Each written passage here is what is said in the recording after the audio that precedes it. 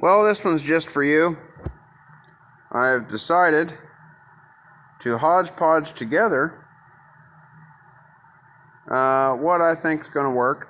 If you didn't know it, leather is actually a pretty good bearing, and it will hold grease. Of course, now I can't put this back together one-handed, but problem is this is the bearing off of the earlier combine, and it doesn't fit. It actually has a bigger ID, which you would think the newer combine would have, bigger bearings, but the old one has bigger bearings. Newer one has small bearings. So I'm going to fit it snug up to where it hits the shaft here and use this material to back it. This is the outer. So it'll actually be going this way. And then I have a collar because the hub depth on the old machine is 4 inches. On the new machine, it is 5 inches. So between this and a couple of washers that I have that came from the old machine, I'll be able to get it snug up against the spindle. Now, the rear bearing inner is also different.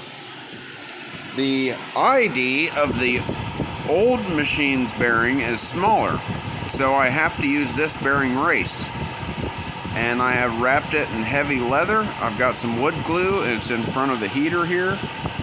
So that'll be dry by tomorrow. I mean, I'm going to turn it off when I come out of the shop. It's like 10:15 now. But, and then once that's set up, I don't give a shit if it's not set up. I'm kind of just making that, glued it to make it easier to install.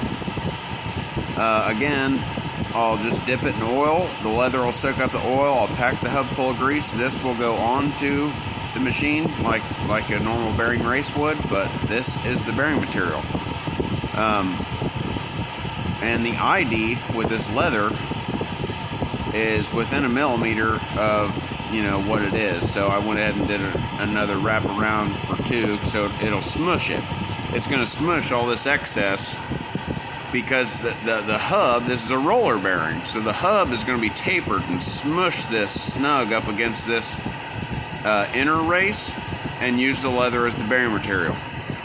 And the same thing with the outer one. It's kind of different because I'm using the old hub, right, from the old machine, not the broken one. So it'll actually be riding on its roller bearing. So that should be kosher. The leather should hold up. I think the outer bearing sees more wear than the inner bearing anyways, with the way it's set up. We'll see.